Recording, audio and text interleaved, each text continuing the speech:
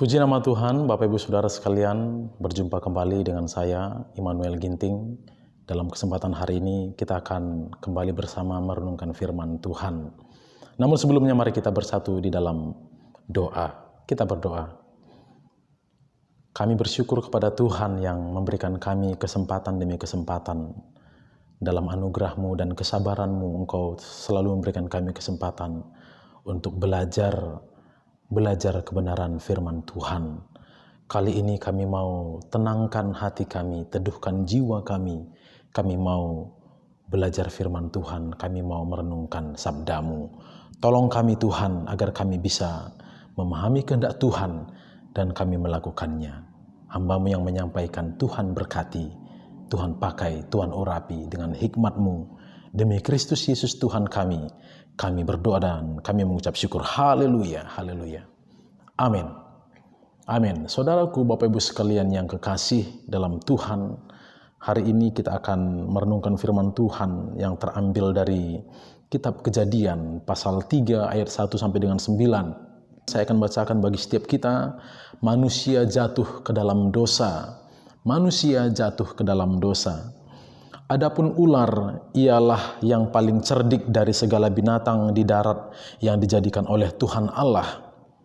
Ular itu berkata kepada perempuan itu, tentulah Allah berfirman, semua pohon dalam taman ini jangan kamu makan buahnya, bukan? Lalu sahut perempuan itu kepada ular itu, buah pohon-pohonan dalam taman ini boleh kami makan, tetapi tentang buah pohon yang ada di tengah-tengah taman Allah berfirman, jangan kamu makan ataupun raba buah itu, nanti kamu mati. Tetapi ular itu berkata kepada perempuan itu, sekali-kali kamu tidak akan mati, tetapi Allah mengetahui bahwa pada waktu kamu memakannya, matamu akan terbuka, dan kamu akan menjadi seperti Allah, tahu tentang yang baik dan yang jahat. Perempuan itu melihat bahwa buah pohon itu baik untuk dimakan dan sedap kelihatannya. Lagi pula pohon itu menarik hati karena memberi pengertian.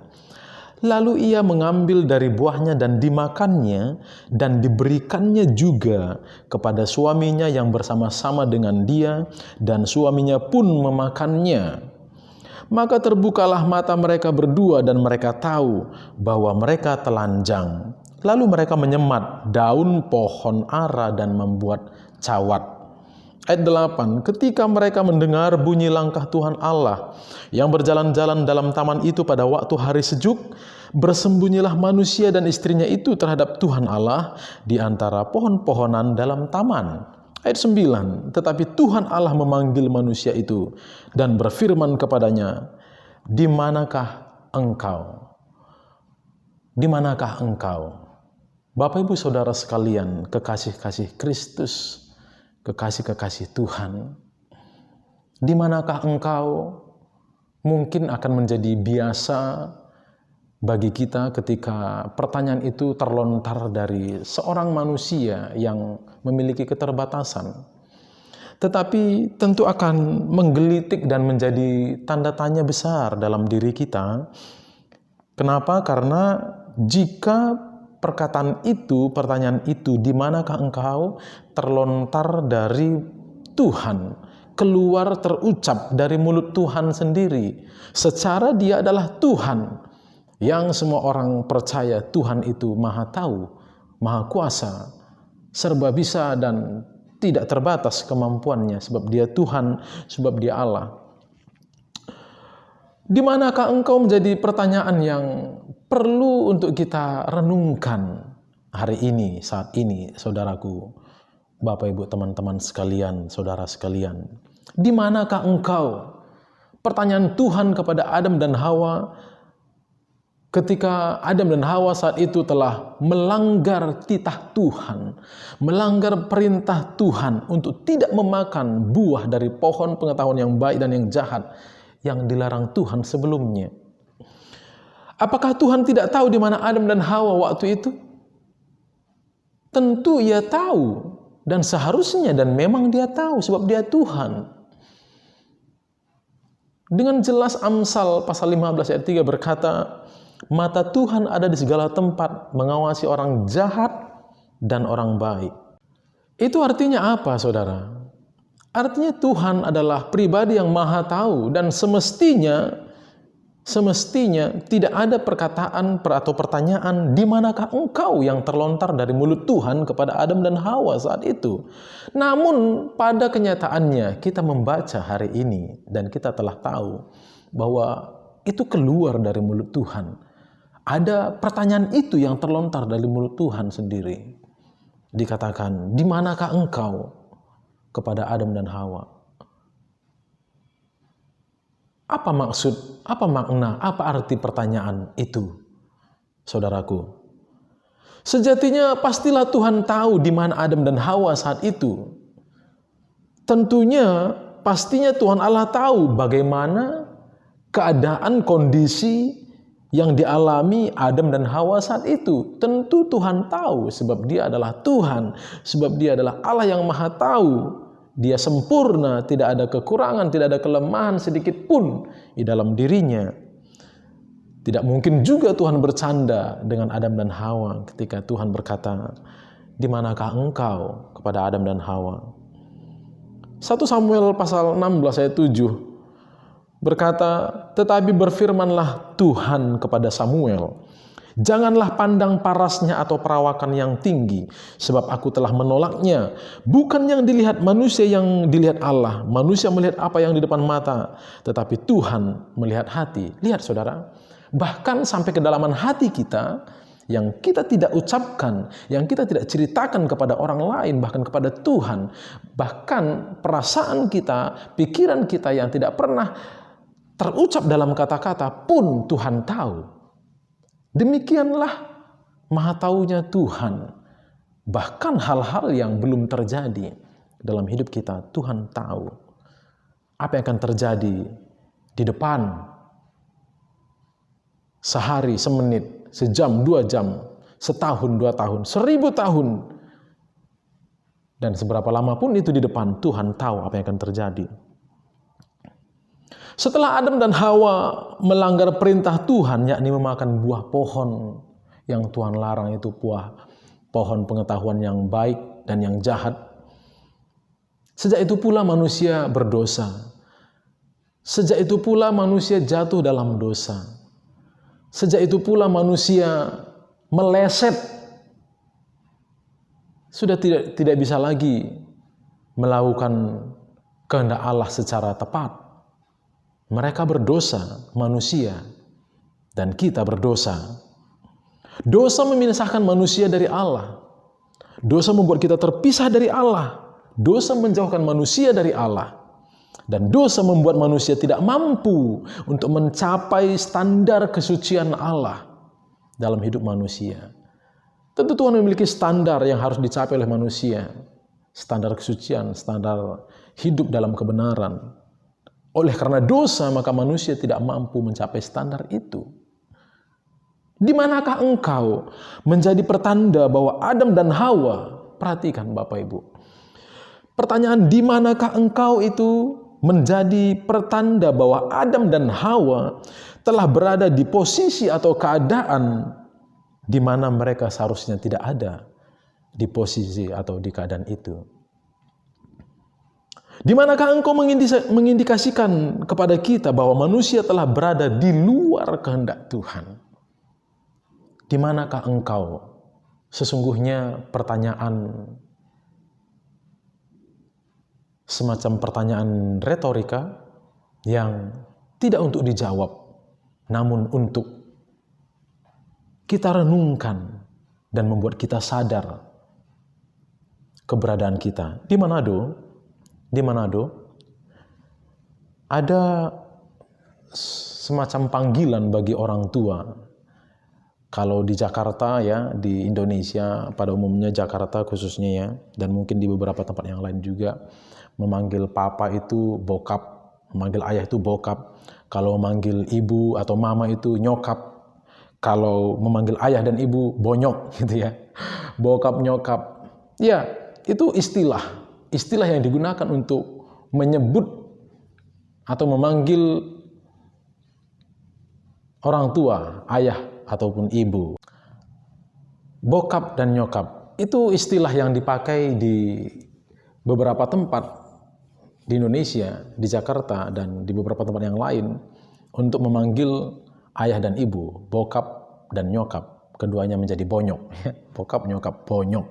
Nah, saudara, berbeda dengan yang ada di Manado.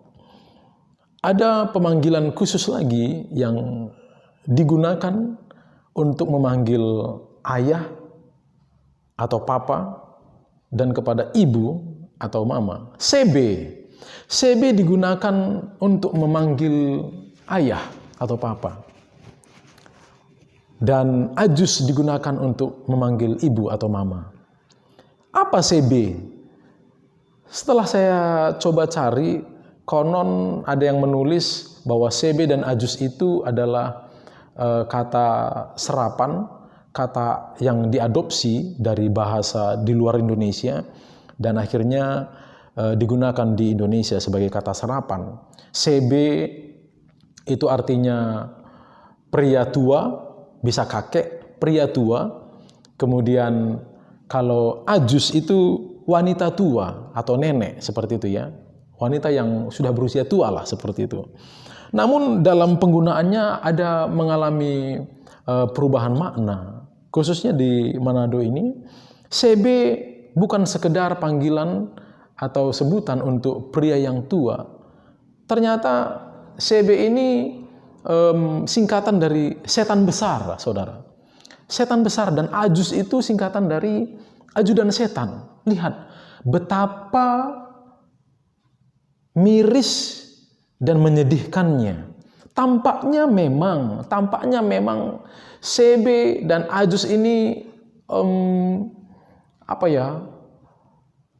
populer, kekinian, dan digunakan oleh orang pada umumnya, sehingga hal itu bukanlah sesuatu yang buruk. Terkadang menjadi anggapan demikian. Tidak buruk lagi, sekalipun papa dipanggil CB sebagai setan besar, atau ibu yang melahirkan kita, mama yang mengasihi, mencintai kita, kita sebut sebagai ajudan setan. Betapa itu miris, menyedihkan, dan mengerikan, saudara. Ayah tidak lagi sebagai ayah yang melindungi dan mengasihi anak-anaknya. Dosa membuat manusia terhilang dari Allah, terpisah dari Allah. Dosa membuat manusia tidak mampu mencapai kesucian, standar kesucian Allah. Oleh karena dosa, maka muncul berbagai tindakan-tindakan, perbuatan, sikap, perilaku yang tentunya melanggar kehendak Tuhan.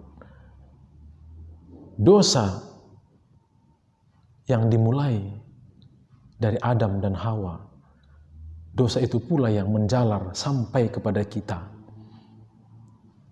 Ayah tidak lagi sebagai ayah dalam menjalankan fungsi kehidupannya yang melindungi dan mengasihi anak-anaknya. Suami tidak lagi menjadi suami yang mencintai dan melindungi, mengasihi istrinya. Oleh karena dosa, maka suami pun akhirnya tidak bisa setia kepada istrinya. Seorang istri tidak lagi menjadi istri yang melayani dan menolong suami, tetapi hidup bagi dirinya sendiri, memiliki dunia sendiri, memiliki keinginan sendiri, tidak peduli dengan suaminya lagi. Seorang ibu tidak lagi berfungsi sebagai ibu yang mencintai dan menuntun anak-anaknya dalam pertumbuhan mereka. Seorang ibu telah beralih fungsi oleh karena dosa. Ibu yang mestinya mengasihi, mencintai anak-anak, tapi justru ibu itulah yang melukai anak-anaknya. Lihat, saudara, bagaimana dosa membuat kita begitu jauh dari Tuhan, begitu jauh dari kehendak Tuhan. Ini semua karena dosa. Setiap pelanggaran, setiap kesalahan yang kita lakukan adalah akibat dosa yang melekat dalam diri kita sebagai sebuah nature, sebagai sebuah kealamiahan.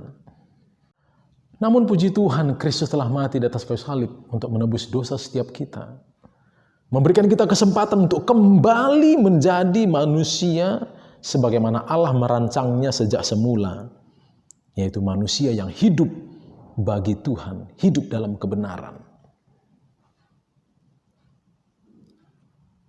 Kata-kata kotor, pergaulan bebas, perselingkuhan, hawa nafsu, judi, pesta pora, dan kemabukan, dan banyak lagi dosa, pelanggaran, hal-hal yang sesungguhnya untuk disebutkan pun, kata Rasul Paulus, itu memalukan, apalagi untuk dilakukan.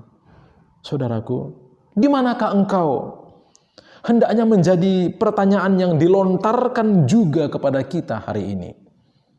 Perhatikan saudara, ribuan tahun yang lalu Tuhan bertanya, memanggil Adam dan Hawa, di manakah engkau? Biar pertanyaan itu juga didengungkan di telingamu dan telingaku saat ini, di ruang dengarmu, di ruang dengarku saat ini.